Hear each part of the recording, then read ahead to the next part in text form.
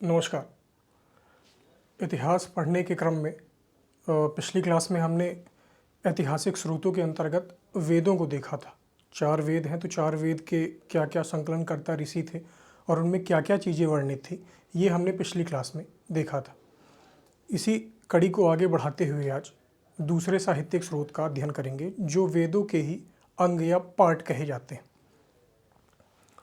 उसके अंतर्गत आते हैं ब्राह्मण ग्रंथ। ब्राह्मण ग्रंथ वेद के दूसरे भाग कहलाते हैं या वेदों की ही व्याख्याएं कहलाती हैं। वैदिक संहिताओं की व्याख्या, संहिता मतलब होता है मूल पाठ, तो उन मूल पाठ की व्याख्याओं को ब्राह्मण ग्रंथों का नाम दिया गया है। अब ब्राह्मण ग्रंथ जो है वो ब्राह्मण या ब्रह्मण शब्द से बना है, जिसका अर्थ होता है ब्रह्म या वेद से संबंधित। तो ऐसी व्याख्याएं जो वेद से संबंधित हैं, वैदिक कर्म कांडों की व्याख्याएं हैं, उन्हें ब्राह्मण ग्रंथ कहा गया है।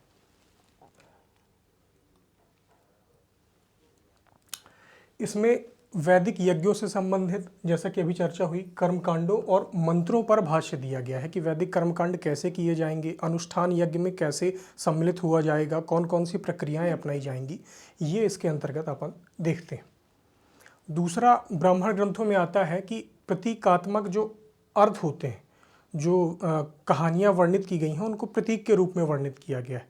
जैसे हम डायरेक्ट किसी चीज़ को वर्णित कर देंगे कि पृथ्वी की संरचना कैसे हुई, तो ये लोगों को समझने में कठिनाई हो सकती है, तो उसको एक कहानी के रूप में बता दिया गया कि जल प्रलय हुई, जल प्रलय से विष्णु जी ने अवतार लिया और विष्णु जी ने मछली मत्स्य अवतार लेके फिर उसको पृथ्वी की रक्षा की, या एक ऋषि को और सभी जानवरों को नाव में जाने को कहा और नाव के द्वारा फिर उनकी रक्षा की गई।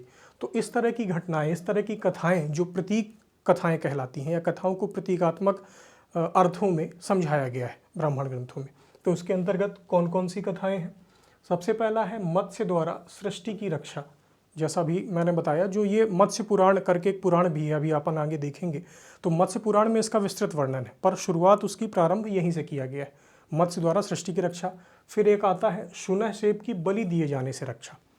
शून्य सेब एक बालक थे, तो कुछ कर्मों के कारण या कुछ उनका ऐसा था कि उनकी बलि दी जानी थी, तो उनको बंधन में बांध दिया गया था। तो ये कथा में वर्णित है कि शून्य सेब फिर उषा नामक एक ऋग्वैदिक देवी थी, उनकी अर्चना करते हैं। शून्य सेब किसकी अर्चना करते हैं? उषा नामक देवी की। उषा को दिन की भी देवी कहा जाता है। तो उषा नामक देवी की शून्य सेब प्रार्थना करते हैं और उसके द्वारा एक एक करके उनके बंधन खुलते जाते हैं और उनकी जो बलि दी जानी थी उससे उसकी रक्षा हो जाती है। तो इस तरह की कथाएं ब्राह्मण ग्रंथों में हमें देखने को मिलती। उसके बाद शतपथ ब्राह्मण, जैसे आपने पढ़ा भी होगा, सुना भी होगा, तो उसमें विदेह माधव की कथा है। तो उसके अंतर्गत कुछ भौगोलिक विशेषताएं या भौगोलिक विस्तार के बारे में भी बताया गया है। फिर सांस्कृतिक तत्व, क्योंकि संस्कृति से संबंधित है ही है, तो सांस्कृतिक तत्व जैसे सृष्टि की व्याख्या, सृष्टि की उत्पत्ति कैसे हुई, जैसे अभी पृथ्वी की रचना बताई जा रही थी। फिर वर्णाश्रम धर्म है कि वर्ण कैसे बने, वर्ण के धर्म कौन कौन से होते हैं, किस वर्ण को कौन सा धर्म अपनाना चाहिए, कौन से कार्य करने चाहिए। उसके बाद स्त्री महिमा, ये इंपॉर्टेंट चीज़ है कि स्त्री महिमा यहीं पे ब्राह्मण ग्रंथों में सर्वप्रथम बताई गई है। इसके पहले स्त्री की महिमा रूप में कभी कहीं चित्रित नहीं किया गया।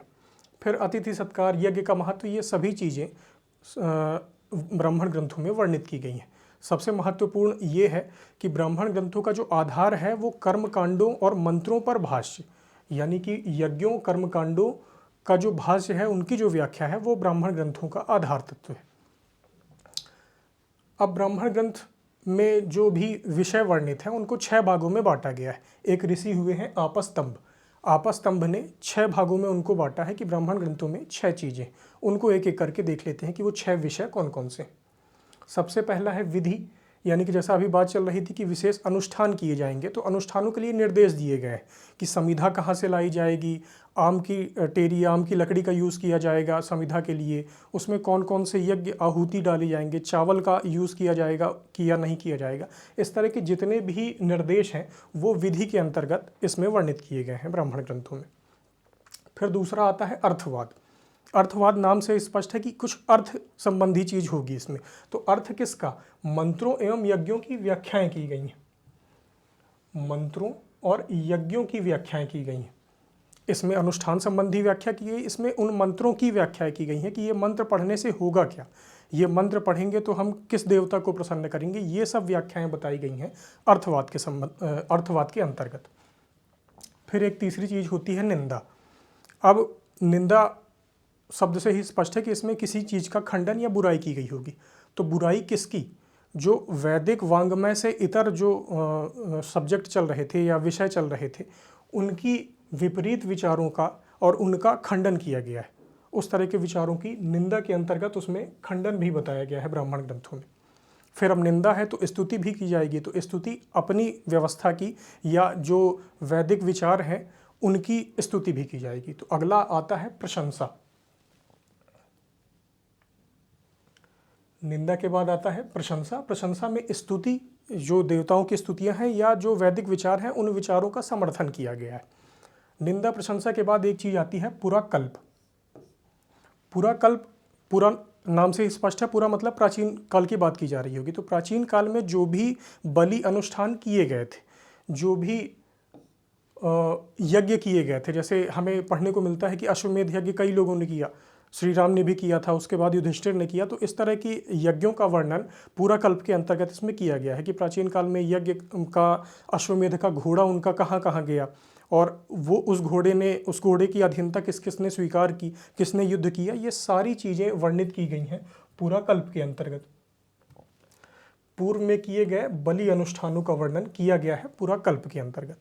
पुराकल्प के बाद एक छठवीं चीज आती है पराकृति। पराकृति में है जो अन्य व्यक्ति हैं, अन्य राजा हुए हैं, उनकी उपलब्धियों का वर्णन, कि उन्होंने यज्ञ किया, यज्ञ के बाद उन्हें कितना साम्राज्य मिला, उनको क्या क्या प्राप्ति हुई, धन धान्य से परिपूर्ण हो गए, ये सब चीज़ें बताई गई हैं पराकृति। तो ये किसका पार्ट है? ये 6 चीज़ें ब्राह्मण ग्रंथों का। ब्राह्मण ग्रंथों में जो भी विषय वस्तु है उसको 6 भागों में बांटा गया है। सबसे पहला है विधि, विशेष अनुष्ठानों के लिए निर्देश। फिर आता है अर्थवाद, मंत्रों और यज्ञों की व्याख्याएं की गई हैं। अर्थवाद के बाद आता है निंदा, जो अपने से भिन्न विचार हैं उनकी निंदा की गई है, और जो स्तुतियां हैं या वैदिक विचार हैं उनका समर्थन किया गया है प्रशंसा के अंतर्गत। फिर 2 चीज़ें हैं पुराकल्प एवं पराकृति। पुराकल्प, पूर्व में किए गए बलिष्ठ अनुष्ठान, जो भी चीज़ें हैं, यज्ञ हैं, उनका वर्णन किया गया है कि पूर्व में कौन कौन से राजाओं ने क्या यज्ञ किए और उसके द्वारा उन्हें जो फल मिले, जो उनकी उपलब्धियाँ हुई, वो वर्णित हैं पराकृति के अंतर्गत। ये होता है ब्राह्मण ग्रंथ। अब देख लेते हैं कि ब्राह्मण ग्रंथ वेद के अनुसार किस वेद के कौन से ब्राह्मण ग्रंथ हैं, उसमें क्या क्या वर्णित। तो वेदों में सबसे पहला ऋग्वेद है। ऋग्वेद के ब्राह्मण ग्रंथ अपने को 2 देखने को प्राप्त होते हैं। सबसे पहला है ऐतरे। ऐतरे आप इतराना से समझ सकते हैं, अभी देखेंगे भी कि इतरा नाम, ऐतरे नाम क्यों पड़ा।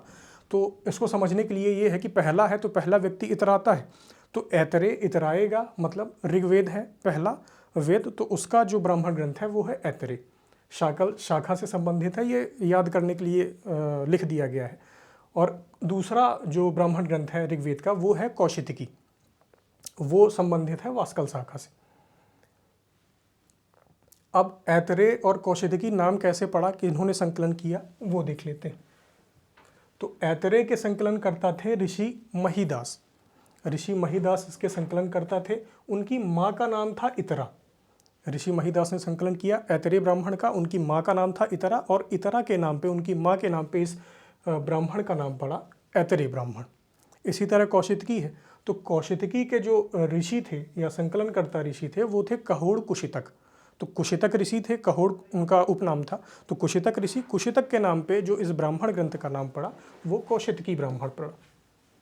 अब इसमें वर्णित क्या क्या है, तो महत्वपूर्ण यज्ञों, जैसे सभी ब्राह्मण ग्रंथ हैं, जितने भी आपको ब्राह्मण ग्रंथ मिलेंगे कहीं ना कहीं यज्ञ और उससे संबंधित चीज़ें मिलेंगी, क्योंकि जैसा शुरू में बताया जा चुका है कि यज्ञ अनुष्ठान और उसके कर्मकांडों की व्याख्याएं ये ब्राह्मण ग्रंथों का आधार है।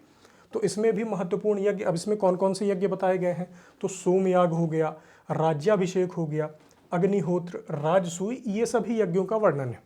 एक आध की चर्चा कर लेते हैं। जैसे राज्याभिषेक आपने सुना होगा कि राजा का, इंग्लिश में कहते हैं उसको कोरोनेशन, राजा का जब राज्याभिषेक, जब उसको मुकुट पहनना होता था या इस तरह की जो भी चीज़ें होती थी, राज्य सबसे पहले करने जाता था वो, तो राज्य करने से पहले जो प्रक्रियाएं अपनाई जाती थीं, जो कर्मकांड किए जाते थे, उनको राज्याभिषेक की संज्ञा दी गई थी।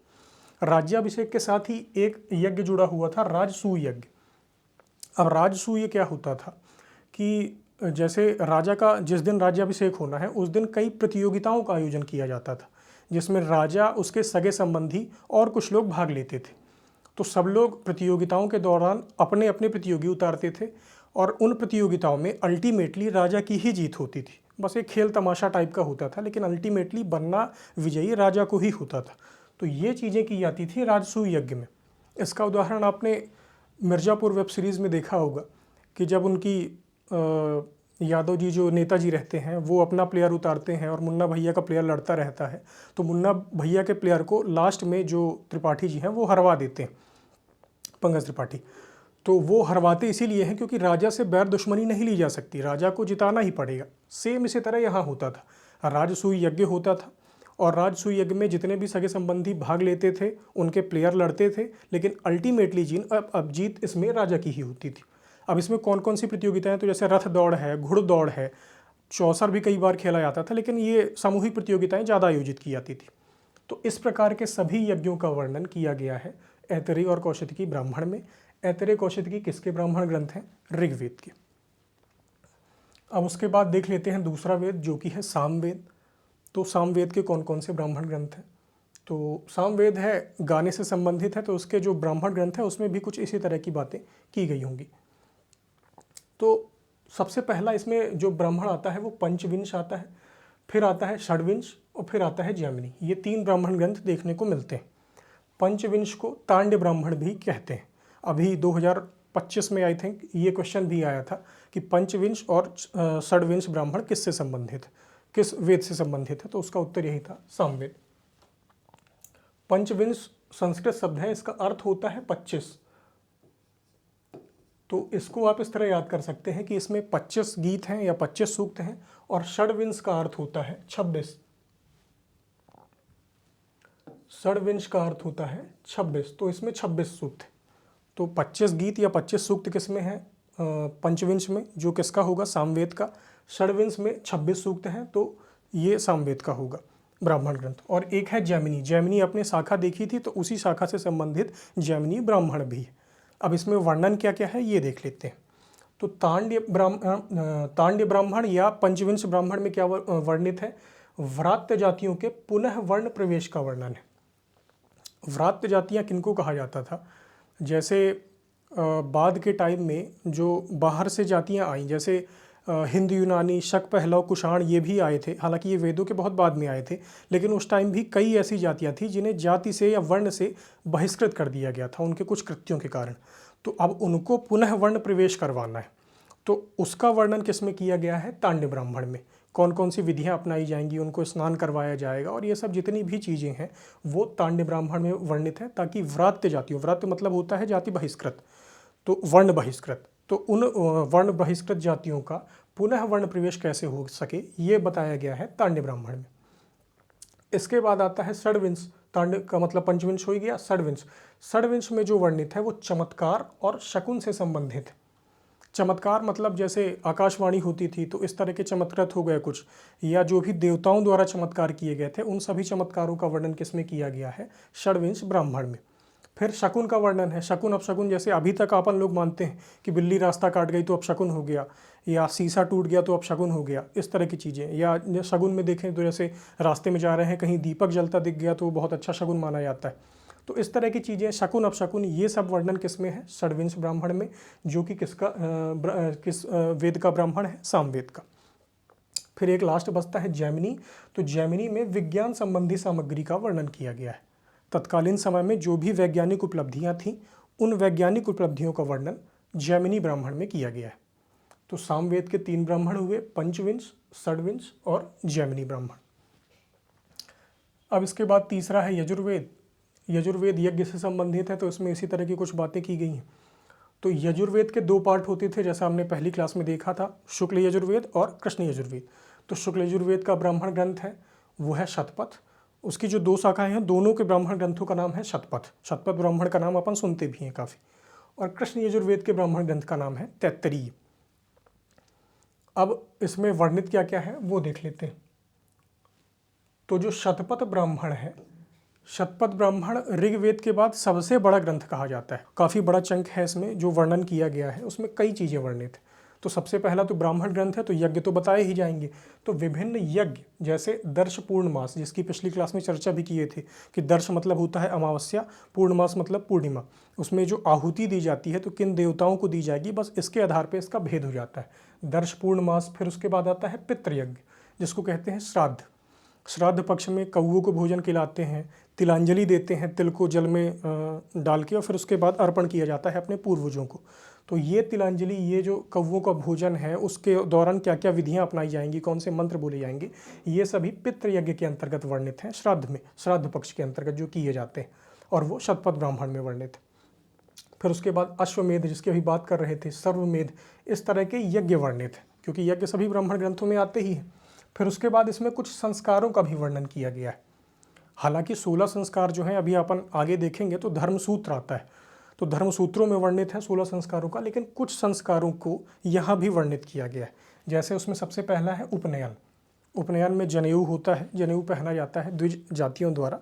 तो उपनयन क्या क्या है, कौन से मंत्र पढ़े जाएंगे, अभी 2024 में आई थिंक एक क्वेश्चन भी आया था, वो भी क्वेश्चन अपन डिस्कस करेंगे उपनयन संस्कार के ही ऊपर। तो ये सब वर्णन किए गए हैं शतपथ ब्राह्मण में। यज्ञों का हो गया, संस्कारों का हो गया। फिर उसके बाद आता है कुछ कथाएं वर्णित। कथाएं कौन सी हैं, सबसे पहला आता है विदेह माधव की कथा।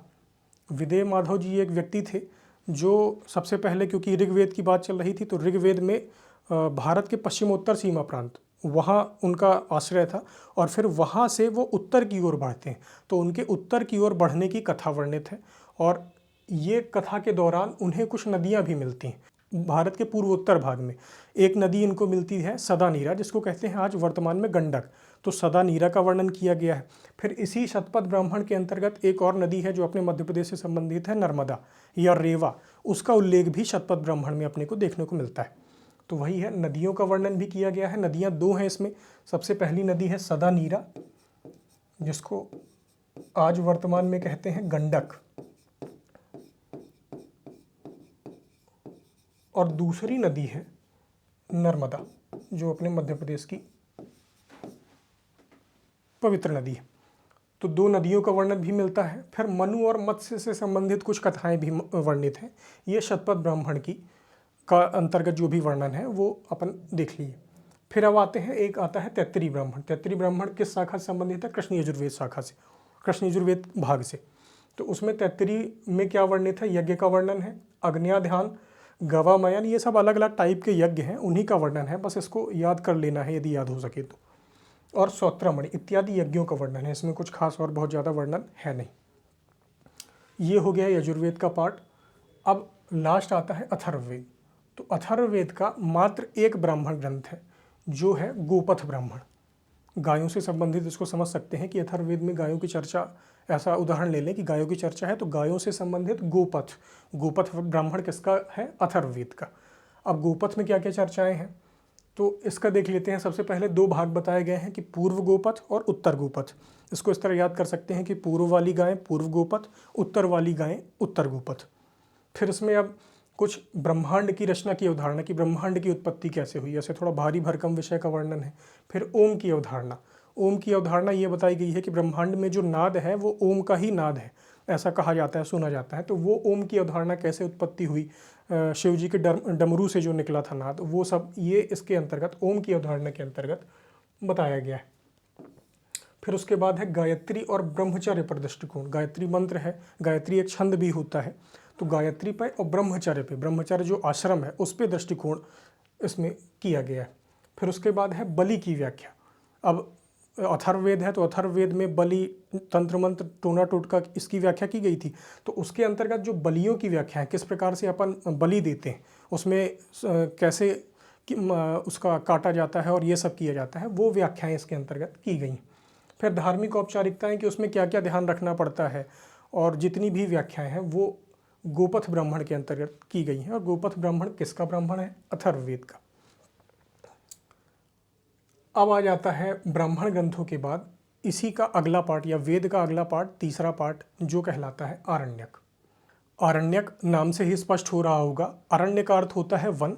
तो जिन ग्रंथों की रचना, जिन वैदिक ग्रंथों की रचना वन में की गई, उन्हें कहते हैं आरण्यक। अब इसमें वर्णित क्या क्या है, तो ये ब्राह्मण ग्रंथों की दार्शनिक व्याख्याएं। दार्शनिक व्याख्या का अर्थ होता है डीप में जाके की गई व्याख्या, जिसको किसी तर्क की कसौटी पे खरा कसा जाए और उसकी गहराई से जाके व्याख्या की जाए, उस व्याख्या को कहते हैं दार्शनिक व्याख्या। अभी तक ब्राह्मण ग्रंथ थे या वेदों में ही थे तो सिर्फ कर्मकांड का विवरण दिया गया था ब्राह्मण ग्रंथों में, कि उठाना है, संविधा लेनी है, यज्ञ में डाल देना है, आपका अनुष्ठान पूर्ण हुआ, ठीक है जाइए। उसके बाद उसकी जो व्याख्याएं हैं कि उससे लाभ क्या हुआ, तो वो इसके अंतर्गत आरण्य ग्रंथों के अंतर्गत अपन को देखने को मिलती है। अब ये क्योंकि दार्शनिक व्याख्याएं हैं और भारतीय जो दार्शनिक विचार सरणी है उसका पूरा आधार कहे जाते हैं उपनिषद, तो इसमें क्योंकि प्रारंभिक दर्शन शास्त्र से संबंधित व्याख्याएं की गई हैं, तो ये ब्राह्मण ग्रंथों अर्थात कर्मकांड और उपनिषदों अर्थात दर्शन शास्त्र के बीच सेतु का कार्य करते हैं। सेतु मतलब होता है पुल। तो आरण्यक इनके बीच में भी आते हैं, तो आरण्यक ग्रंथ ब्राह्मण ग्रंथों और उपनिषदों के बीच सेतु का कार्य करते हैं। फिर इसकी विषय वस्तु क्या है अपन देख ही चुके हैं कि ब्रह्म विद्या ब्रह्म से संबंधित है, ब्रह्म विद्या क्या होती है इसका वर्णन किया गया है। ध्यान उपासना का वर्णन किया गया है कि जो आज मेडिटेशन की बात अपन इतना करते हैं, तो उपासना करेंगे, अब जंगल में जाएंगे तो उपासना मेडिटेशन के द्वारा ही काम होगा अपना, तो ध्यान उपासना कैसे की जाएगी। फिर उसके बाद एक आता है श्वास ज्ञान या प्राण विद्या।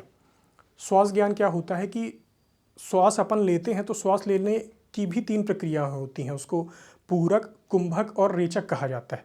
तो ये पूरक, कुंभक, रेचक कैसे है, इसके द्वारा क्या क्या लाभ होते हैं, इसका कुछ कुछ वर्णन इसमें किया गया है। ये विस्तृत वर्णन तो आयुर्वेद का पार्ट है ये, लेकिन श्वास ज्ञान संबंधी या प्राण विद्या संबंधी भी चीज़ें इसमें आरण्यक ग्रंथों में देखने को मिलती है। अब ये एक इम्पॉर्टेंट टॉपिक है या फैक्ट है कि जब व्यक्ति गृहस्थ में रहता है तो गृहस्थ में यज्ञों का पालन करना होगा, क्योंकि यदि वो चिंतन करने बैठ जाएगा तो उसका गृहस्थी चलेगी नहीं। उसको कमाना खाना भी है, तो सिर्फ उसको ये बता दिया गया कि तुम सुबह उठो, नहाओ धो और इस तरह यज्ञ करो, उसके बाद अपना काम धाम देखो। तो यज्ञ गृहस्थी में कर्मकांड, शुद्ध कर्मकांडों का वर्णन किया गया है, वो किया गया है ब्राह्मण ग्रंथों में। यज्ञ का शुद्ध पालन, कर्मकांडों का शुद्ध पालन ब्राह्मण ग्रंथों में बताया गया है। उसके बाद जब व्यक्ति जाता है वानप्रस्थ में, संन्यास से पहले का आश्रम है, तो वानप्रस्थ में कुछ स्टेज सेट करना पड़ता है कि अब चलो ये सब तो कराए, अब इसके बारे में सोचें कि यज्ञ यदि हम किए तो उससे हमको फ़ायदा क्या मिला, किस देवता को ये भाग लगा और वास्तव में वहाँ तक पहुँचा कि नहीं पहुँचा। तो इस तरह की जो चिंतन संबंधी व्याख्याएँ थीं या यज्ञ अनुष्ठानों पर चिंतन किया गया था। जंगल में जाके चिंतन ही करेगा आदमी, वहाँ और तो कुछ काम करने का है नहीं। तो चिंतन संबंधी व्याख्याएँ किसमें की गई हैं, आरण्यक ग्रंथों में। गृहस्थी से संबंधित केवल शुद्ध पालन ब्राह्मण ग्रंथों में, और जंगल में जाके फिर चिंतन कर रहा आदमी, तो वो चिंतन किसमें वर्णित है, आरण्य ग्रंथों में। फिर उसके बाद अब ये चर्चा अपन किए ही कि दार्शनिक विषयों का प्रारंभ ये अपने को आरण्य ग्रंथों में देखने को मिलता है। फिर उपनिषदों में उसका विस्तार किया गया है, तो इसको कई बार रहस्यों का आधार कहा जाता है। जैसे उपनिषदों को रहस्य कहा जाता है, तो इसको भी रहस्यों का आधार कहा जाता है उपनिषदों के। इस प्रकार हो गए ये आरण्यक ग्रंथ। आरण्यक ग्रंथ अब एक एक करके देख लेते हैं कि वेदों के आरण्यक कौन कौन से। तो ऋग्वेद का है, ऋग्वेद के ऐतरेय और कौशिकी ब्राह्मण थे, तो उसी से संबंधित ऐतरेय आरण्यक है और कौशिकी आरण्यक है। लगभग सेम नाम मिलते हैं, एक आध जो नाम चेंज होंगे वो अपन देख लेंगे। जो ब्राह्मण ग्रंथ हैं वही आरण्यक हैं, और उसी के बाद उपनिषद भी इसी से लगभग संबंधित देखने को मिलेंगे, क्योंकि आफ्टर ऑल पार्ट तो उसी का है, वेदों का ही है ये। फिर उसके बाद आता है सामवेद।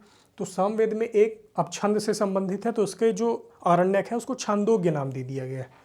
दूसरा है जैमिनी। जैमिनी अपन शुरू से देखते चले आ रहे हैं, तो जैमिनी है सामवेद का, और दूसरा छांदोग्य आरण्यक है। फिर यजुर्वेद आता है, यजुर्वेद के 3 आरण्यक अपने को देखने को मिलते हैं। एक आता है वृहदारण्यक, इसमें काफ़ी वृहद है तो इसको वृहद नाम से आरण्यक ही घोषित कर दिया गया, तो इसके अंतर्गत अपन देखते हैं वृहद आरण्यक। फिर आता है दूसरा तैत्तरीय आरण्यक, क्योंकि तैत्तरीय शाखा थी, अपन ने अभी देखा था। फिर उसके बाद आता है एक मैत्रायणी आरण्यक, इसी से संबंधित अभी उपनिषद भी देखने को मिलेंगे अपने को।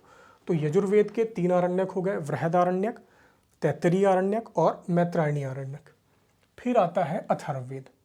अथर्ववेद का अपने पास कोई ब्राह्मण आरण्य ग्रंथ उपलब्ध नहीं है। ब्राह्मण था, एक गोपथ देखे थे, यहाँ आते आते आरण्य ग्रंथ उसका उपलब्ध ही नहीं। तो आरण्यक में याद करने का एक और कम हो गया अपने पास। 3 वेदों के आरण्यक उपलब्ध हैं। ऋग्वेद के हैं ऐतरेय कौशिकी, सामवेद के हैं छांदोग्य जैमिनी, और यजुर्वेद के हैं वृहदारण्यक, तैत्तरीय और मैत्रायणी आरण्यक। अब देख लेते हैं वेदों का अगला पार्ट। वेदों का अगला पार्ट कहलाता है उपनिषद। उपनिषद जो भारतीय दर्शन शास्त्र है उसका आधार भी कहा जाता है। तो उसमें क्या क्या चीज़ें हैं ये अपन देख लेते हैं। तो वैदिक ग्रंथों की ज्ञान रूपी शाखा का प्रतिनिधित्व करने वाले ग्रंथ, यानी ज्ञान की बातें इसमें की गई हैं। आत्मा, ब्रह्म, परमात्मा, परमेश्वर, ब्रह्मांड, जीव की उत्पत्ति, जीवन का लक्ष्य क्या है, इस तरह की जो भारी भरकम चीज़ें हैं या दार्शनिक विषयों से संबंधित चीज़ें हैं वो उपनिषद में हमको देखने को मिलती। अब उपनिषद का जो शाब्दिक अर्थ है वो है समीप बैठना। समीप बैठना किसके? आचार्य के या गुरु के। तो गुरु के समीप बैठने को उपनिषद कहते हैं और ये गद्य और पद्य दोनों रूप में संकलन इसका किया गया है। तो इसमें है क्या क्या? विशुद्ध रूप से आध्यात्मिक चिंतन। जो आरण्यक थे इसके पहले अपन ने देखा है उसमें आध्यात्मिक चिंतन कुछ कुछ किया गया था। यज्ञ से संबंधित चिंतन था, यज्ञ से संबंधित चिंतन था उसमें आरण्यकों में। और जो उपनिषद है तो उपनिषदों में शुद्ध रूप से चिंतन किया गया, यानी इसमें केवल और केवल चिंतन, तर्क की कसौटी पे कसना, किसी चीज़ को गहराई से जाके पढ़ना, दार्शनिक विषय, इसका वर्णन किया गया है। तो आध्यात्मिक चिंतन और दर्शन को प्रधानता दी गई है। अब इसमें विषय कौन कौन से हैं?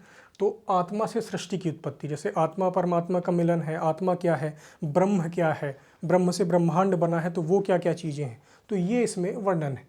फिर विद्या, अविद्या का अंतर, विद्या कौन सी सही है, अविद्या क्या होती है, उसमें अंतर क्या होता है, जगत और आत्मा के स्वरूप जो अभी अपन देख ही रहे थे, आत्मा परमात्मा वाला, ब्रह्म तत्व, ये सभी चीज़ें जो भारी भरकम विषय हैं वो उपनिषदों में वर्णित किए गए हैं। अब उपनिषदों को वेदांत भी कहते हैं क्योंकि वेदों का अंत यहीं पे आके हो जाता है। तो वेदांत दर्शन जो है, जिस पे अद्वैत वेदांत अपन कहते हैं, आदि शंकराचार्य ने भाष्य भी लिखा है, या आदि शंकराचार्य का दर्शन है कुल मिला के अद्वैत, तो वो वेदांत दर्शन उपनिषदों के आधार पे ही आगे उसका विकास हुआ है। तो इसीलिए इन्हें वेदांत भी कहते हैं। ये पूछ भी लेता है कि वेदांत किस पार्ट को कहते हैं, तो वेदांत उपनिषदों को कहते हैं। ये आप उपनिषद देख रहे होंगे, ईशावास्योपनिषद, बृहदारण्यकोपनिषद, ये इस प्रकार के उपनिषद होते हैं। अब फर्दर क्या क्या चीज़ें हैं उपनिषद में वो देख लेते हैं। सबसे पहले उपनिषदों में 4 महावाक्य वर्णित किए गए हैं। 4 महावाक्य क्या होते हैं? तो ये वेदांत दर्शन जो अभी अपन देख रहे थे, वेदांत दर्शन का सार कहे गए हैं। 4 सूक्तियाँ कह लीजिए इनको। तो 4 सूक्तियाँ हैं, ये 4 सूक्तियाँ वेदांत दर्शन का सार बताती हैं कि वेदांत दर्शन एक शब्द में कहा जाए तो वो है क्या। तो 4 महावाक्य हैं। सबसे पहला है प्रज्ञानम ब्रह्म। इसको आप कई बार जो टैटू करवाते हैं सेलिब्रिटीज़ उसमें आप देखते होंगे, या कई बार जो जैसे अभी एक वेब सीरीज़ आई थी सेक्रेड गेम्स कुछ दिन पहले, तो सेक्रेड गेम्स में अहम ब्रह्मास्मि काफ़ी यूज़ हुआ था, तो ये वहीं से लिया गया है ये। तो इसके अंतर्गत सबसे पहला आता है प्रज्ञानम ब्रह्म। प्रज्ञान मतलब होता है चेतना, चेतना ही ब्रह्म है। प्रज्ञानम ब्रह्म का अर्थ होता है चेतना ही ब्रह्म है। प्रज्ञानम ब्रह्म कहाँ वर्णित है? ऋग्वेद के अंतर्गत ऐतरेय उपनिषद में। ऐतरेय ऋग्वेद से संबंधित था, ऐतराता था क्योंकि, तो ऐतरेय उपनिषद जो ऋग्वेद से संबंधित है उसमें क्या वर्णित है? प्रज्ञानम ब्रह्म। इसका अर्थ होता है चेतना ही ब्रह्म है।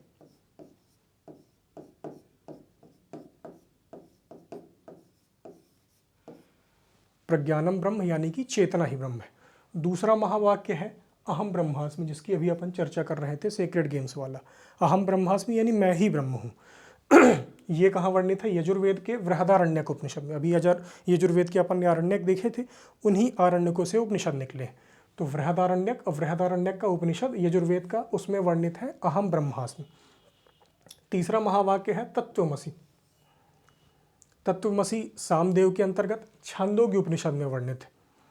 तत्त्वमसि यानी कि तत्व ही ब्रह्म है। और उसके बाद है चौथा अयम आत्मा ब्रह्म। तत्त्वमसि का अर्थ होता है तू ही वह है। तत्त्वमसि मतलब तू ही वो है, यानी कि तू ही ब्रह्म है।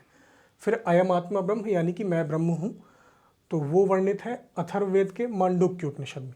इस प्रकार ये 4 महावाक्य होते हैं। 4 महावाक्य, 4 सूक्तियाँ हैं जो वेदांत दर्शन का सार कही जाती हैं। ये वर्णित है अपने उपनिषदों में। फिर अब उपनिषदों की संख्या 108 बताई गई है। 108 कहाँ वर्णित है? मुक्तिकोपनिषद में। मुक्तिकोपनिषद का एक श्लोक है, उसमें 108 उपनिषदों का वर्णन किया गया है कि टोटल उपनिषदों की संख्या 108। अब 108 तो है, लेकिन उसमें से 13 जो हैं मूल उपनिषद कहे गए हैं। मूल यानी कि मुख्य उपनिषद। उन 13 मूल उपनिषदों में से 10 उपनिषदों पर आदि शंकराचार्य ने अपना भाष्य दिया, यानी टिप्पणी की है, व्याख्या की है। अभी अपन उसको भी देखेंगे कि कौन कौन से। तो टोटल कितने उपनिषद हुए? 108 काहे में वर्णित है? मुक्ति को उपनिषद में। उन 108 में से 13 मुख्य उपनिषद हैं या मूल उपनिषद हैं। उन 13 में से 10 पे आदि गुरु शंकराचार्य ने अपना भाष्य दिया है या व्याख्याएं दी हैं। ठीक है, अब एक एक जो कुछ इंपॉर्टेंट उपनिषद हैं उसमें क्या क्या वर्णित है वो देख लेते हैं। तो उसके अंतर्गत सबसे पहला आता है ईशोपनिषद।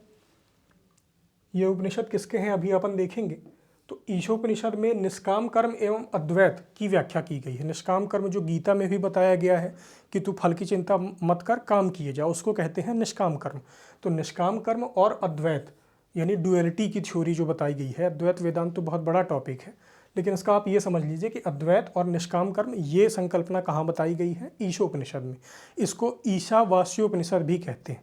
ईशोपनिषद का दूसरा नाम है ईशावास्योपनिषद। फिर एक आता है प्रश्नोपनिषद। अब प्रश्नोपनिषद है तो उसके नाम से स्पष्ट है कि इसमें प्रश्न पूछे जाएंगे। प्रश्नोपनिषद में 6 प्रश्न वर्णित हैं। 6 ऋषि थे, जैसे सौत्रामणि, केन, अश्वलायन। ये ऋषि पिप्पलाद के पास गए। प्रश्नोपनिषद जो है वो पिप्पलाद शाखा से संबंधित है और ये प्रश्नोपनिषद अथर्ववेद का उपनिषद है। तो अथर्ववेद की पिप्पलाद शाखा पिप्पलाद ऋषि ने लिखी थी। तो उन्हीं से प्रश्न पूछने 6 ऋषि गए और उन 6 ऋषियों के जो प्रश्न हैं वो इसके प्रश्नोपनिषद के अंतर्गत वर्णित किए गए। अब उन 6 प्रश्नों में थे क्या क्या? प्रश्न वही हैं, आत्मा से संबंधित, प्राण से संबंधित कि व्यक्ति में प्राण का संचार कैसे होता है, प्राण निकलते कैसे हैं बाहर, 16 कलाएं हैं जो वो कलाओं से युक्त व्यक्ति कैसे होता है। इस प्रकार के 6 प्रश्न 6 ऋषियों ने पूछे थे। किस ऋषि से पूछे थे? तो ऋषि पिप्पलाद।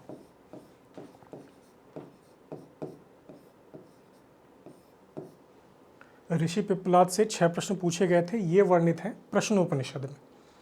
प्रश्नोपनिषद के बाद आता है एक सत्यमेव जयते वाक्य, जो आपने सुना ही होगा कि हमारा भारत का राष्ट्रीय आदर्श वाक्य है सत्यमेव जयते। तो वो किस उपनिषद से लिया गया है? मुंडकोपनिषद से। फिर एक आता है कठोपनिषद। कठोपनिषद में वर्णित है यम नचिकेता संवाद। यम जो मृत्यु के देवता हैं और नचिकेता उद्दालक ऋषि एक हुए हैं। तो उद्दालक ऋषि के पुत्र थे। वो यम के पास जाते हैं और भूखे प्यासे बैठे रहते हैं। कथा के रूप में पूरा वर्णित है। तो उनके बीच में क्या संवाद होता है? वो भी 3 वरदान मांगते हैं, यम उनको वरदान दे देते हैं और उनके बीच में भी दार्शनिक विषयों का कहानी के रूप में निरूपण किया गया है। वो पूरे उपनिषद की एक थीम है। तो इसी तरह दार्शनिक विषयों का है इसमें, लेकिन उसको यम और नचिकेता के संवाद के रूप में प्रस्तुत कर दिया गया है। फिर आता है बृहदारण्यक उपनिषद। बृहदारण्यक उपनिषद में मैत्रेयी और गार्गी संवाद, ये विदुषी स्त्रियां हुई हैं ऋग्वैदिक काल की या वैदिक काल की, तो उनके बीच का संवाद। फिर याज्ञवल्क्य और गार्गी संवाद। इसका क्वेश्चन भी 2025 में आया था कि याज्ञवल्क्य गार्गी संवाद किस उपनिषद से संबंधित है? तो वो है बृहदारण्यक उपनिषद। फिर उसके बाद है जनक और याज्ञवल्क्य का शास्त्रार्थ। अब जो जनक हैं सीता जी के पिता, तो विदेह राज जनक उनको कहा जाता था। तो जनक राजर्षि कहे गए हैं। राजा और ऋषि उनमें दोनों के गुण थे। तो जनक खुद भी विद्वान थे। तो जनक का याज्ञवल्क्य का शास्त्रार्थ होता है। वो जनक और याज्ञवल्क्य का शास्त्रार्थ किस में वर्णित है? बृहदारण्यक उपनिषद में। अब देख लेते हैं कि वेदों के जो उपनिषद हैं वो कौन कौन से। तो ऋग्वेद के शुरू से चले आ रहे हैं। ऐतरेय कौशिकी ब्राह्मण हुए, ऐतरेय कौशिकी आरण्यक हुए और उपनिषद भी ऐतरेय और कौशिकी। ऋग्वेद का सॉर्ट आउट है, कोई कहीं टेंशन नहीं लेनी। सामवेद में है छांदोग्य, अभी अपन ने देखा था छांदोग्य आरण्यक था, छांदोग्य उपनिषद है। और एक यहाँ जैमिनी था, तो जैमिनी की जगह केन उपनिषद आ गया है। केन ऋषि के कारण केन उपनिषद इसको कहा गया है। फिर आता है यजुर्वेद। यजुर्वेद के अब 2 शाखाएं थी, शुक्ल यजुर्वेद और कृष्ण यजुर्वेद। तो ये जो ऊपर वाले 2 हैं बृहदारण्यक, ईश, ये हैं शुक्ल यजुर्वेद के। और ये जो नीचे वाले हैं तैत्तरीय, कठ, मैत्राणी और श्वेतारेश्वर, ये हैं कृष्ण यजुर्वेद के। बृहदारण्यक और ईश शुक्ल यजुर्वेद के हैं उपनिषद और तैत्तरीय, कठ, मैत्राणी और श्वेताश्वर ये कृष्ण यजुर्वेद के उपनिषद हैं। फिर आता है अथर्ववेद, इसके 3 हैं। अभी अपन देख रहे थे प्रश्नोपनिषद जिसमें 6 प्रश्न पूछे गए थे, वो है अथर्ववेद का। फिर मुंडकोपनिषद, जिसके अंतर्गत सत्यमेव जयते लिया गया था, तो मुंडकोपनिषद, और मांडूक्य उपनिषद, मांडूक्य कहते हैं कुएं के मेढक को, तो उससे संबंधित जो उपनिषद है वो अथर्ववेद का पार्ट है। 3 हो गए ये। अब इसमें एक चीज़ आपको दिख रही होगी कि कुछ काले से लिखे गए हैं, कुछ को नीला किया गया है। तो जो अभी अपन पढ़ रहे थे कि 13 मूल उपनिषद हैं, तो ये 13 मूल उपनिषदों की चर्चा हो गई। अब 13 में से 10 में आदि शंकराचार्य ने भाष्य दिया था या व्याख्या की थी। तो वो 10 कौन से हैं जो यहाँ काले से हैं? केवल 3, मैत्रायणी, श्वेताश्वर और कौशिकी। इन पे अपना भाष्य शंकराचार्य ने नहीं दिया, और बाकी जितने भी हैं ये काले से जो डिनोट किए गए हैं उन पे वो 10 हैं, और उन 10 पे आदि शंकराचार्य ने अपना भाष्य दिया है। ये हो गई उपनिषदों की चर्चा। अब उपनिषद के बाद अपन आ जाते हैं एक और स्रोत पे जिसको कहा गया है महाकाव्य। महाकाव्य को इंग्लिश में एपिक की संज्ञा दी जाती है, एपिक्स कहा जाता है। एपिक्स माइथोलॉजी में भी इसका यूज़ होता है, या माइथोलॉजी भी इसमें ऐड होती है। माइथोलॉजी कहना तो नहीं चाहिए, माइथोलॉजी क्योंकि कहा जाता है मिथकीय घटनाओं को। मिथकीय मतलब वही कपोल कल्पना, लेकिन ये हमारा प्राचीन इतिहास है, हम इसे इतिहास मानते हैं, लेकिन इतिहासकारों ने इसे महाकाव्य या एपिक्स की श्रेणी में रखा है। तो प्राचीन संस्कृत ग्रंथ 2 महाकाव्य हैं अपने यहाँ, रामायण और महाभारत। तो रामायण महाभारत को महाकाव्य की संज्ञा दी गई है। अब रामायण महाभारत सभी को पता है, रामायण के नायक श्री राम हैं। तो रामायण जो प्राचीन रामायण मिलती है वाल्मीकि रामायण, तो उसके रचयिता जो है वाल्मीकि हैं, और उसका जो रचना काल है वो, अब रचना काल तो वाल्मीकि हम जो मानते हैं वो 5000-6000 ईसा पूर्व मानते हैं, लेकिन जो संकलन काल है वो 5वीं-4वीं शताब्दी ईसा पूर्व से 3री शताब्दी के बीच, 3री शताब्दी यानी जब गुप्त काल चल रहा था, तो उस शताब्दी के बीच कहीं इनका संकलन जो किया है वो माना जाता है। रचयिता महर्षि वाल्मीकि हो गए। अब रामायण के नायक श्री राम हैं। जो युग हैं वो 4 युग अपन ने बांटे हैं, जो हिंदू धर्म में 4 युग बांटे गए हैं। कृतयुग, त्रेता युग, द्वापर युग और कलयुग। जो कलयुग है इस समय चल रहा है, इससे पहले द्वापर था श्री कृष्ण का महाभारत का युग, उससे पहले त्रेता था। त्रेता युग था श्री राम से संबंधित, या श्री राम की जितनी भी घटनाएं हुई हैं उस युग को त्रेता युग की संज्ञा दी गई है, और उससे पहले कृतयुग। अब रामायण है, तो रामायण क्योंकि महाभारत से पहले का काल है, तो महाभारत युद्ध की चर्चा इसमें नहीं मिलती, लेकिन स्थान तो क्योंकि यथावत रहेगा, उन्हीं स्थानों पे जाके आगे महाभारत हुई, तो जो जनपद हैं उन जनपदों की चर्चा मिलती है, जिसमें से कुरु जनपद है, हस्तिनापुर है, और कुरु हस्तिनापुर के बाद एक जनमेजय है। जनमेजय ने नाग यज्ञ किया था, उनके पिता थे राजा परीक्षित, उनको नागों के राजा जो थे तक्षक, उन्होंने डस लिया था जिससे उनकी मृत्यु हो गई थी। तो परीक्षित के पुत्र जनमेजय ने नाग यज्ञ किया था कि पूरे नागों को जला के ख़त्म कर दूंगा मैं। तो फिर उनकी रक्षा कैसे होती है, आस्तिक एक ऋषि हैं वो आते हैं रक्षा, ये पूरी जो घटना है या इसका वर्णन वो रामायण में मिलता है अपने को देखने को। और ये चीज़ें काहे से संबंधित है? महाभारत से। कुरु है, कुरु जैसे जिनसे कौरव बने हैं, तो कुरु जनपद, हस्तिनापुर जो राजधानी थी, दिल्ली को इंद्रप्रस्थ कहते हैं, हस्तिनापुर उनकी राजधानी थी वो, और जनमेजय, ये चीज़ों का उल्लेख रामायण में मिलता है। दूसरा आ जाते हैं अपन देखते हैं महाभारत। महाभारत के नायक हैं श्री कृष्ण, जो काहे से संबंधित हैं? द्वापर युग से। इसका रचना काल भी वही 400 ईसा पूर्व से, यानी 4वीं शताब्दी 3री शताब्दी से 400 ईस्वी, यानी कि वही गुप्त काल के अंतर्गत इनका संकलन किया गया था। अब रामायण है, वाल्मीकि रामायण जो है वो 7 कांडों में वर्णित। तो 7 कांड हैं रामायण में, उन 7 कांडों में पहला और अंतिम ये बाद में जोड़े गए हैं, और बीच के यथावत है। महाभारत है, तो महाभारत को जय संहिता कहा गया है। जय संहिता या सतसहस्त्री संहिता, यानी 1 लाख श्लोकों वाली संहिता सबसे पहले जो थी, तो इसको भारत कहा जाता था। इसमें जब 8800 श्लोक थे, 8800 श्लोक से 24,000 श्लोक हुए, और 24,000 से फिर बढ़ते बढ़ते 1 लाख श्लोकों तक ये पहुंच गई। तो जब 1 लाख श्लोक हो गए तब इसको जय संहिता या महाभारत की संज्ञा दी गई है। अब इसके रचयिता, जैसे इसके रचयिता थे रामायण के महर्षि वाल्मीकि, तो महाभारत के रचयिता कृष्णद्वैपायन वेदव्यास कहे गए। कृष्णद्वैपायन वेदव्यास ने इसकी रचना की थी, और इसको 18 पर्वों में बांटा गया है। 18 पर्व हैं, जैसे आदि पर्व है, शल्य पर्व है, भीष्म पर्व है, जो गीता है, अपन भगवत गीता सुनते हैं, वो भीष्म पर्व के अंतर्गत आती है। इस तरह करके 18 पर्वों में महाभारत का विभाजन किया गया है। ये हो गए महाकाव्य जो स्रोतों का काम करते हैं इतिहास को पढ़ने में। अब महाकाव्य के बाद है पुराण, एक और स्रोत आता है पुराण। तो पुराणों में देख लेते हैं कि पुराण क्या क्या होते हैं, अर्थ क्या है और कैसे चीज़ें। तो पुराण का अर्थ होता है प्राचीन आख्यान, यानी कि प्राचीन काल के जितने भी आख्यान हैं, कहानियाँ हैं, वो पुराणों में वर्णित किए गए हैं। प्राचीन आर्ष परंपराओं का व्याख्याता ग्रंथ। आर्ष परंपराएं होती हैं, आर्ष मतलब होता है ऋषियों से निकली हुई परंपराएं। तो प्राचीन ऋषियों से संबंधित या ऋषियों के जो कार्यकलापों को और उस काल की जो घटनाओं की जानकारी देते हैं, वो ग्रंथ पुराण कहलाते हैं। अब पुराणों के अंतर्गत 18 महापुराण मुख्य होते हैं और 24 उनके सहायक पुराण होते हैं। मुख्य पुराणों की संख्या है 18 और 24 उनके सहायक पुराण होते हैं।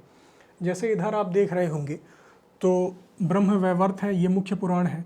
मत्स्य पुराण है, श्रीमद् भागवत पुराण है, पद्म पुराण है, अग्नि पुराण, ये सब मुख्य पुराणों के अंतर्गत आते हैं। एक इसमें पुराण आपको दिख रहा होगा श्रीमद् देवी महाभागवत, ये सहायक पुराण है। ये इसको 18 मुख्य पुराणों में नहीं रखा गया, सहायक पुराण है, हालांकि ये भी पुराणों का ही एक पार्ट होता है।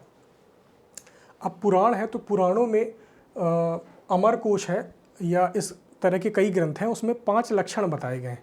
तो पुराणों के 5 लक्षण कौन कौन से होते हैं? सर्ग, प्रतिसर्ग, मनवंतर, वंश और वंशानुचरित। इसको एक एक करके देख लेते हैं कि होता क्या है। सर्ग मतलब होता है सृष्टि की रचना, यानी कि सृष्टि की उत्पत्ति कैसी हुई, उत्पत्ति कैसे हुई, वो बताया गया है सर्ग के अंतर्गत। सर्ग के बाद आता है इसका उल्टा प्रतिसर्ग। प्रतिसर्ग मतलब होता है प्रलय, और प्रलय के बाद फिर रचना, फिर सृष्टि की उत्पत्ति। तो सर्ग में सृष्टि की उत्पत्ति कैसे हुई, सृष्टि की उत्पत्ति के बाद प्रलय आता है, क्योंकि आपने जब यदि पुराने शोध देखे होंगे तो उसमें यही बताया गया है कि कई वर्षों बाद एक बार प्रलय आता है और प्रलय के बाद पुनः सृष्टि की उत्पत्ति होती है। तो सर्ग मतलब सृष्टि की उत्पत्ति, प्रतिसर्ग मतलब प्रलय, प्रलय के बाद फिर सृष्टि की उत्पत्ति। उसके बाद आता है मनवंतर। मनवंतर काल गणना की एक यूनिट है, एक इकाई है। जैसे आज अपन पढ़ते हैं कि शताब्दी और सहस्त्राब्दी में बांट के पढ़ा जाता है वर्षों को, तो प्राचीन काल में या वैदिक ग्रंथों के अंतर्गत मनवंतर में बांटा जाता था। मनवंतर क्या है वो देख लेते हैं। तो 4 युग हैं, अभी अपन चर्चा कर रहे थे, कृतयुग, त्रेता युग, द्वापर युग और कलयुग। तो उन 4 युगों से एक महायुग बनता है। फिर 71 महायुग मिलके एक मनवंतर का निर्माण करते हैं। मनवंतर यही जो अपन यहाँ भी देख रहे थे, ये एक इकाई है। फिर 14 मनवंतर, और ये मनवंतर के हर मनवंतर के अंतर्गत एक प्रतिनिधि मनु होते हैं उसके। जैसे वर्तमान जो मनवंतर है उसके प्रतिनिधि मनु वैवस्वत मनु कहे गए हैं। तो 14 मनवंतर मिलके एक कल्प बनाते हैं। कल्प सबसे बड़ी यूनिट है, और या इसको 1000 महायुग के द्वारा भी डिनोट किया जाता है। 14 मनवंतर बराबर एक कल्प या 1000 महायुग बराबर एक कल्प। तो इस तरह ये यूनिट बांटी गई हैं काल गणना के उद्देश्य से। अब पुराणों में वर्णित क्या क्या है, तो मनवंतर तक तो हो गया। मनवंतर के बाद वंश। वंश मतलब देवताओं और ऋषियों की जो वंशावलियाँ हैं वो वंश के अंतर्गत वर्णित की गई हैं। देवता कौन से देवता हैं, जैसे ब्रह्मा है, ब्रह्मा के फिर मानस पुत्र कहे गए हैं, फिर उनके बाद अश्विनी कुमार है, वो उनके पुत्र कहे गए हैं। तो ये इस तरह की देवताओं की वंशावलियाँ प्लस फिर ऋषियों की वंशावलियाँ। तो देवता और ऋषियों की वंशावलियाँ वंश में है। और उसके बाद एक आता है वंशानुचरित। तो वंशानुचरित में राजाओं के वंश, राजा या जो साम्राज्य हुए हैं उनके जो वंश हैं वो वंशानुचरित के अंतर्गत वर्णन किए गए हैं। तो पुराणों में अपने को देखने को मिलता है कि जो प्रारंभिक मगध साम्राज्य था, जिसमें हर्यंक था, शिशुनाग था, उसके बाद फिर नंद वंश था, नंद के बाद फिर मौर्य, मौर्य के बाद फिर जितने ब्राह्मण साम्राज्य हुए, शुंग, कण्व, आंध्र सातवाहन। आंध्र सातवाहनों को आंध्र नाम जो है वो पुराणों में ही मिलता है। और फिर उसके बाद आता है गुप्त। तो ये इतनी लंबी हर्यंक वंश से लेकर गुप्त वंश तक की पूरी वंशानुचरित या पूरी वंशावलियाँ, उनके समाज के बारे में भी कई कई जानकारियाँ ये पुराणों में हमें देखने को मिलती हैं। फिर पुराण भौगोलिक अध्ययन के लिए भी महत्वपूर्ण है। कई भौगोलिक विशेषताएं वर्णित की गई हैं। भाई साम्राज्य बताया जाएगा तो उनके भूगोल के बारे में भी बताया जाएगा कि वर्तमान राजा यहाँ राज्य करते थे, उनके राज्य में ये चीज़ें होती थी, कृषि ऐसी थी। तो भौगोलिक चीज़ें, भौगोलिक अध्ययन की दृष्टि से पुराण काफ़ी महत्वपूर्ण साबित होते हैं। फिर इसके बाद कुछ हिंदू धर्म के जो मत हैं, जैसे शैव, वैष्णव एवं शाक्त, तो ये हिंदू धर्म से ही संबंधित मत हैं या संप्रदाय हैं। इनका वर्णन पहली बार पुराणों में किया गया। शैव नाम से स्पष्ट है, शिव जी को प्रधान मानते हैं। वैष्णव विष्णु जी एवं उनके 10 अवतारों को प्रधान मानते हैं। और शाक्त जो है शक्ति यानी कि माता को, दुर्गा माँ या इनसे संबंधित जो चीज़ें हैं उनको प्रधान मानते हैं। तो इस तरह शैव, शाक्त और वैष्णव संप्रदायों की भी चर्चा यहाँ की गई है। फिर उसके बाद मंदिरों तीर्थों की गाथाएं हैं। और एक संग्राम आप सुनने को मिलता होगा आपको कि देवासुर संग्राम हुआ था, इंद्र ने नेतृत्व किया था, देव और असुरों का संग्राम हुआ था, बड़ा भीषण युद्ध हुआ था। तो इसकी चर्चा जो है, इस आदि का विशद वर्णन किया गया है, वो पुराणों में अपने को देखने को मिलता है। ये हो गया पुराण। पुराण भी एक साहित्यिक स्रोत के अंतर्गत आते हैं। पुराणों के बाद अब देख लेते हैं वेदांग क्या होते हैं। वेदांग एक साहित्यिक स्रोत का और साहित्यिक स्रोत कहा गया है। तो वेदांग जो है वेदों के अंग कहे गए हैं। वेद को एक यास्क एक ऋषि हुए हैं, पाणिनि ऋषि हुए हैं, पाणिनि शिक्षा उन्होंने लिखी है। तो यास्क और पाणिनि शिक्षा में वेद को एक पुरुष माना गया है। तो उस पुरुष के जो अंग हैं, उन अंगों की जो संज्ञाएं दी गई हैं, उन्हें वेदांग कहा गया है। तो उसके अंतर्गत कौन कौन से अंग हैं? शिक्षा, व्याकरण, ज्योतिष, कल्प, निरुक्त एवं छंद। तो 6 अंगों को वेदांग कहा गया है यास्क और पाणिनि के अनुसार। अब कौन कौन से अंग हैं? तो सबसे पहला आता है इसमें ज्योतिष। ज्योतिष को नेत्र कहा गया है। नेत्र, अब ज्योतिष क्या है? ज्योतिष देखने का कार्य करता है, कुछ भविष्य बताता है, कुछ काल की गणना बताता है, वो अभी अपन एक एक करके देखेंगे। तो उसको नेत्र की संज्ञा दी गई, क्योंकि मनुष्य नेत्र के द्वारा ही देख पाता है। तो इसी तरह ज्योतिष से भी हम देखने का कार्य करते हैं, तो ज्योतिष को नेत्र की संज्ञा दी गई। फिर निरुक्त है। निरुक्त को कान की संज्ञा, निरुक्त व्याख्या कहलाती है। व्याख्या हम सुनते काहे से हैं? कान से। तो निरुक्त को कान की संज्ञा दी गई है। शिक्षा को नाक की संज्ञा दी गई है। व्याकरण एक ग्रंथ है, व्याकरण को मुख की संज्ञा दी गई है। जैसे मुख से अपन अभिव्यक्त करते हैं कोई चीज़, तो व्याकरण जब कोई व्यवस्थित चीज़ होगी तभी हम उसकी अभिव्यक्ति सही ढंग से कर पाएंगे। तो व्याकरण को मुख की संज्ञा दी गई है। कल्प को हाथ की संज्ञा दी गई है। कल्प होता है कर्मकांडों का वर्णन, जो अपन ब्राह्मण ग्रंथों में देखे थे, उसी की व्याख्या फर्दर की गई है कल्प में। तो कल्प को हाथ से की संज्ञा दी गई है, हाथ की। अब कर्मकांड करेंगे तो हाथों का उपयोग ही होगा, तो इसीलिए कल्प को हाथ की संज्ञा दी गई। और छंद को पैर कहा गया है। पैर क्या करते हैं? मनुष्य के भार को संभालने का कार्य करते हैं। उसी प्रकार छंद पूरे ग्रंथ को या पूरे ग्रंथों को संभालने का कार्य करता है। जब हम व्यवस्थित रूप से छंद को मात्रा पाई के रूप में व्यवस्थित कर देंगे, तभी वो व्यवस्थित हो पाएगा और तभी उसकी व्याख्या संभव हो पाएगी। इस प्रकार ये ग्रंथ हुए। अब इनको लाया क्यों गया या इनकी आवश्यकता क्या पड़ी? वेदों का तो संकलन हो चुका था, वेदों का निर्माण हो चुका था। तो वेद ग्रंथ अत्यंत पवित्र ग्रंथ थे, उनकी कोई गलत व्याख्या न कर दे, उनका उच्चारण गलत न कर दे, इसलिए उच्चारण की शुद्धता और उनकी सटीक व्याख्या करने के लिए वेदांगों का अवतरण किया गया था, वेदांगों को लाया गया था। ठीक है, इसीलिए वेदांग साहित्य का आविर्भाव हुआ था। अब वेदांग साहित्य एक एक करके देख लेते हैं कि होते क्या क्या है। तो सबसे पहला जो वेदांग है वो होता है शिक्षा। शिक्षा यहाँ पढ़ने लिखने से संबंधित शिक्षा नहीं है। शिक्षा का अर्थ होता है यहाँ उच्चारण। एक आचार्य हुए हैं, आचार्य शायण, उनके अनुसार उच्चारण का ज्ञान कराने वाला ग्रंथ शिक्षा कहलाता है। यानी कि जो वैदिक मंत्र लिखे हुए हैं उनका उच्चारण कैसे, सबसे पहले तो उच्चारण ही होगा। जब हमसे बोलते ही नहीं बनेगा कि ये लिखा क्या है, तो हम कैसे आगे की चीज़ें कर पाएंगे। तो उच्चारण जो भी ग्रंथ बताता है वो ग्रंथ कहलाता है शिक्षा। अब तैत्तिरीय उपनिषद में शिक्षा के 6 अंग बताए गए हैं। 6 अंग कौन कौन से हैं? वर्ण, स्वर, मात्रा, बल, साम एवं संतान। उच्चारण में इन्हीं चीज़ों का उपयोग किया जाता है। जैसा आप ये देख रहे होंगे चित्र, तो सबसे पहला उच्चारण में इसमें कुछ जगहें बताई गई हैं कि मुख के किस भाग से उच्चारण होता है। कंठ, तालु, मूर्धन्य, दंत और ओष्ठ। मूर्धा मतलब जो ऊपर वाला भाग है उसको मूर्धन्य कहते हैं, दंत यानी दांतों से, और फिर ओष्ठ से। तो ये किस वर्ग का कहाँ से उच्चारण किया जाता है ये शिक्षा में बताया गया है। तो सबसे पहला आता है इसके अंतर्गत वर्ण। वर्ण कहते हैं अक्षर को, कोई भी अक्षर, छोटा आ, बड़ा आ, का, खा, गा, ये वर्ण कहलाता है। तो वर्णों की चर्चा की गई है। फिर आता है स्वर। छोटा बड़ा जो लिखा जाता है वो स्वर कहलाता है। हिंदी में भी स्वर होते हैं, अंग्रेजी में भी अल्फ़ाबेट में वॉवेल होते हैं। तो स्वर क्या है, व्यंजन क्या है, ये इसके अंतर्गत बताया गया है। फिर है मात्रा। मात्रा, अब इसमें अपन देखते हैं, जैसे ये मात्रा लगाते हैं की में बड़ी की मात्रा, छोटी की मात्रा, वो मात्राएं वर्णित की गई हैं शिक्षा के अंतर्गत। मात्रा के बाद आता है बल। बल होता है किसी भी शब्द को बोलने में जितना हमारे द्वारा बल लगाया जाता है या जोर लगाया जाता है।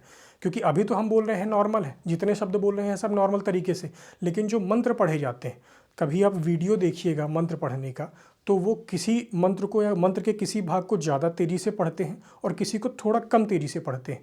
तो ये ज़्यादा और कम का जो ज्ञान है वो बल के द्वारा प्राप्त होता है और वो शिक्षा के अंतर्गत बताया गया है। फिर उसके बाद है साम और संतान। ये जो संधि विच्छेद होता है कि संधियों का और उच्चारण उसकी सटीकता को व्यक्त करना है, वो साम और संतान के अंतर्गत बताया गया है। तो शिक्षा है, शिक्षा का मुख्य कर्तव्य क्या होता है, उच्चारण। अब कुल 35 उपलब्ध शिक्षा ग्रंथ हैं, तो उसमें से ऋग्वेद की है पाणिनि शिक्षा। ये अलग अलग वेद की अलग अलग शिक्षा बताई गई है, मुख्य उद्देश्य इसका वही है, उच्चारण करना या उच्चारण सिखाना।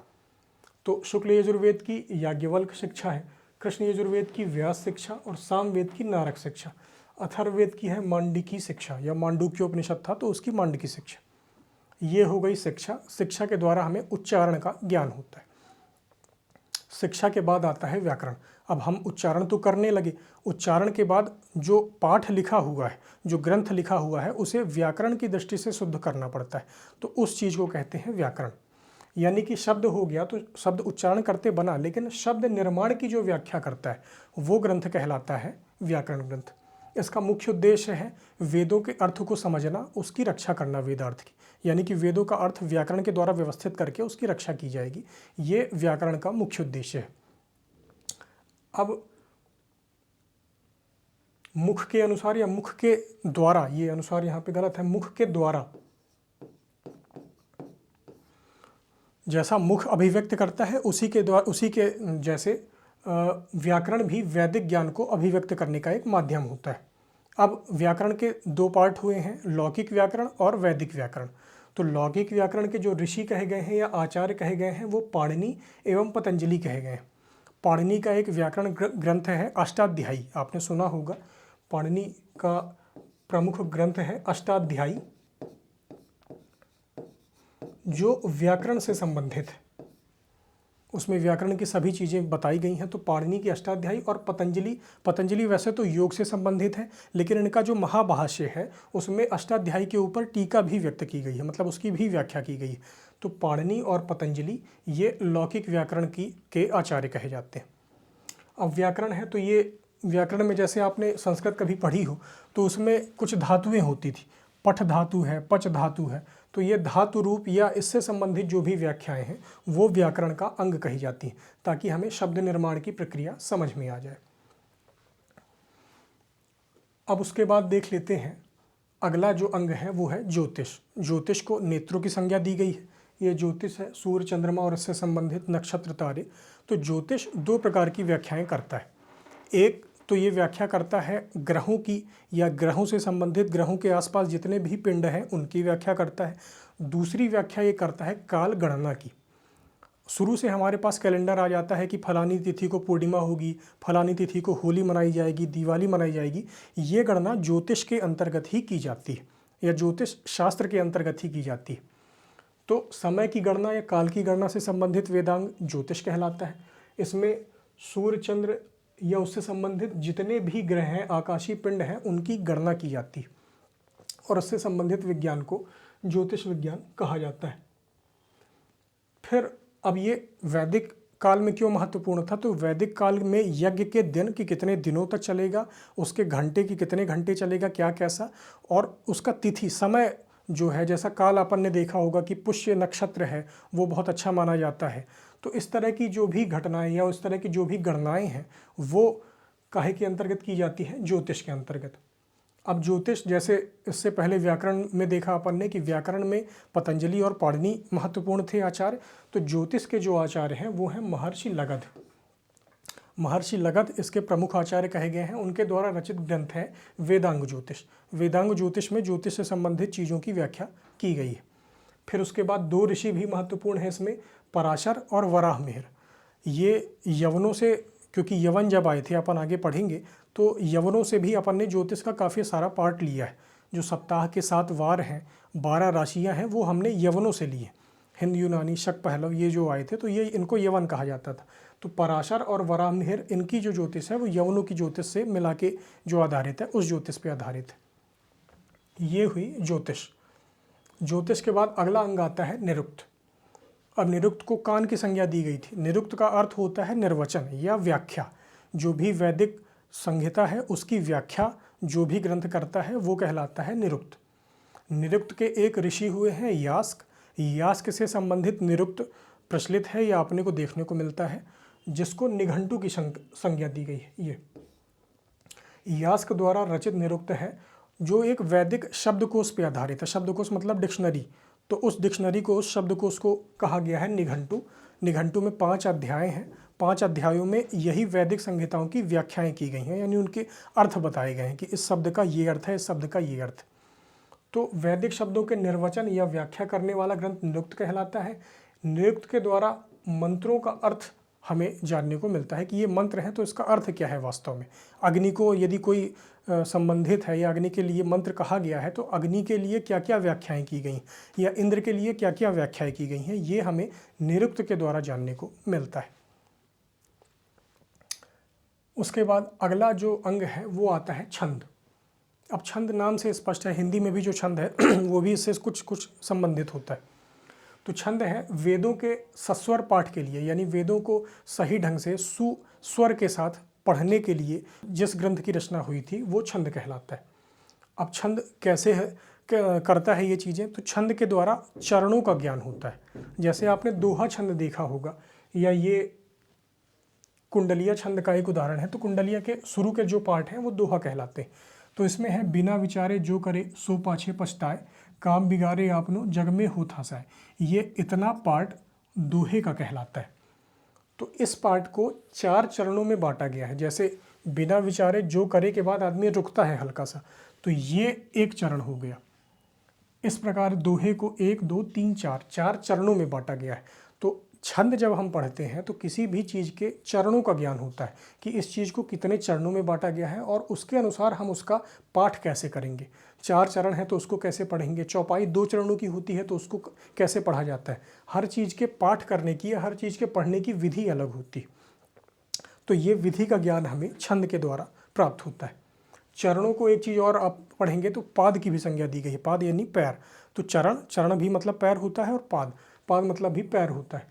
तो ये चरणों के ज्ञान के बाद हम क्या कर लेते हैं, वैदिक मंत्रों को गाने योग्य बना लेते हैं और गाने की जानकारी हमें प्राप्त हो जाती है कि इसको इस तरह से गाया जाएगा। अब इसके जैसे बाकी भी अंगों के आचार्य थे, तो इसके जो मुख्य आचार्य हैं उनका नाम है पिंगल। छंद शास्त्र के जो प्रमुख आचार्य हैं उनका नाम है आचार्य पिंगल, और इन्होंने छंद शास्त्र की रचना ही की थी। इनके द्वारा जो रचित ग्रंथ है वो छंद शास्त्र कहलाता है। अब वेदों में जैसे हिंदी में तो अपन पढ़ लिए दोहा, रोला, सूरठा, चौपाई, ये छंद हो गए। तो वैदिक छंद जो हैं, जो संस्कृत के छंद हैं, वो अलग है। तो इसमें कई छंद प्रयुक्त हैं, लेकिन मुख्यतः 7 छंद प्रयुक्त किए जाते हैं, जिसमें से सबसे पहला है गायत्री। गायत्री में 8 अक्षरों के 3 चरण हैं। ये जो लिखे हुए हैं ये अक्षरों की गणना कहलाती है। ये 1 है, ये 2 है, ये फिर 1, ये 2 ह्रस्व दीर्घ मात्रा के आधार पे होते हैं। तो इसमें गायत्री में 8 अक्षरों के 3 चरण हैं। जैसे यहाँ अपन देख रहे हैं 1, 2, 3, 4, दोहे में 4 चरण होते हैं। उसी तरह गायत्री जो छंद है उसमें 3 चरण होते हैं। गायत्री के बाद आता है अनुष्टुप।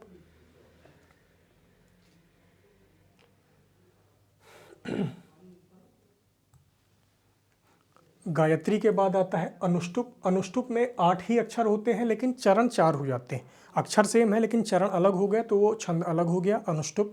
अनुष्टुप के बाद आता है त्रिष्टुप। त्रिष्टुप में अक्षर बढ़ जाते हैं, 11 अक्षर, 4 चरण। और इसके बाद आता है जगती। जगती में 12 अक्षरों के 4 चरण पाए जाते हैं। एक अभी 2024 में अभी अपन क्वेश्चन देखेंगे भी, छंद से संबंधित क्वेश्चन भी आया था। हालांकि उसमें पूछा ये मंत्र का था कि उपनयन संस्कार के दौरान क्षत्रिय वर्ण के लिए किस मंत्र का उपयोग किया जाता है। तो वो मंत्र ना होकर के छंद था।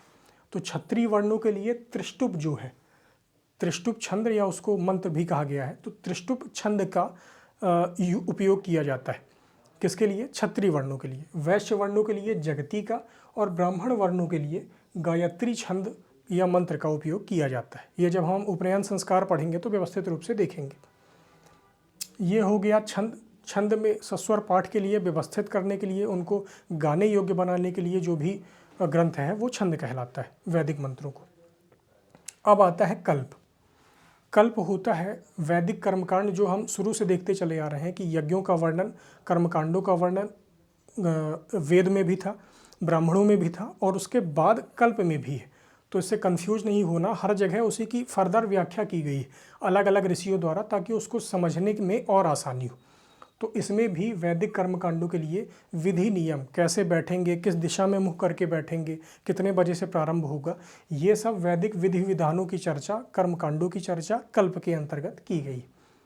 अब कल्प के 4 भाग होते हैं जिसमें से प्रथम 3 मुख्य भाग कहे गए हैं और एक जो है ये उसका उपभाग कहा गया या गौण भाग कहा गया है।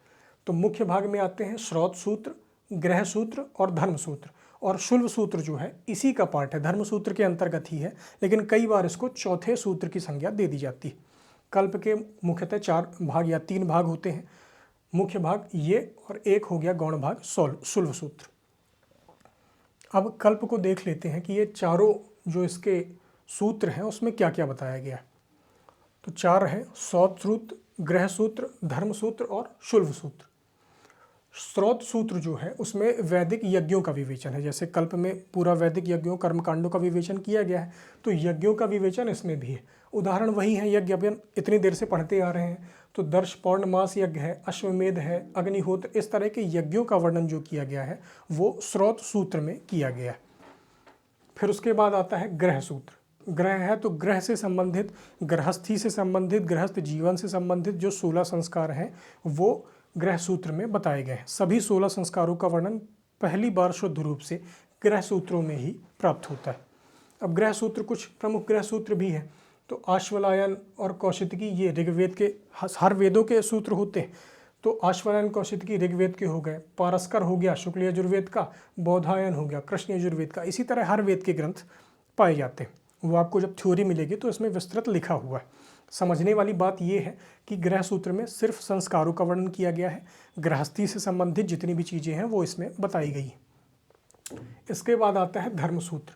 धर्म सूत्र है, धर्म से संबंधित होगा, तो इसमें रीतियाँ, सामाजिक प्रथाएं, समाज कैसे गवर्न होता है, प्रथाएं, सामाजिक नियम, विधि विधान, इनकी व्याख्या की गई है जो धर्म सूत्र में। अब ये रीतियों को आगे चल के अपन देखेंगे, कोड ऑफ कंडक्ट जिसको कहते हैं, तो वो कोड ऑफ कंडक्ट हमें देखने को मिलता है स्मृतियों में। तो ये जो धर्म सूत्र हैं उन धर्म सूत्रों को स्मृतियों का आधार ग्रंथ भी कहा गया है। यानी कि जो वैदिक रीति रिवाज हैं, रीति रिवाजों का, सामाजिक नियमों का सबसे पहली व्याख्या, सबसे पहला जो चित्रण है वो धर्म सूत्रों में किया गया था। उसके बाद फिर रीतियों की, उसके बाद स्मृतियों की चर्चा की गई थी। तो प्रमुख धर्मसूत्र कौन से हैं? ऋषियों के नाम से धर्मसूत्र हैं। तो वशिष्ठ है, हारीत, शंख, गौतम, आपस्तम और बौधायन। और भी हैं 7-8 धर्मसूत्र अपने को देखने को मिलते हैं। तो प्रमुख धर्मसूत्र इसमें से ये हैं, ये ऋषियों के नाम के पर बेस्ड होते हैं। उसके बाद आता है शुल्व सूत्र। अब शुल्व का अर्थ होता है नापने की डोरी या रस्सी। अब पुराने ज़माने में, प्राचीन काल में फीते तो होते नहीं थे, जैसे आज टेप है तो टेप से नाप लिया। तो रस्सी एक को मानक माना जाता था और रस्सी के द्वारा ही नापा जाता था। तो शुल्व शब्द का अर्थ होता है नापने की रस्सी। अब नापेंगे क्या? तो यज्ञों से संबंधित है कल्प में, तो यज्ञ वेदियों का निर्माण या यज्ञ वेदी के स्थल की माप से संबंधित जो भी चीज़ें हैं, जो भी तथ्य हैं, वो शुल्व सूत्र के अंतर्गत हमें देखने को मिलते हैं।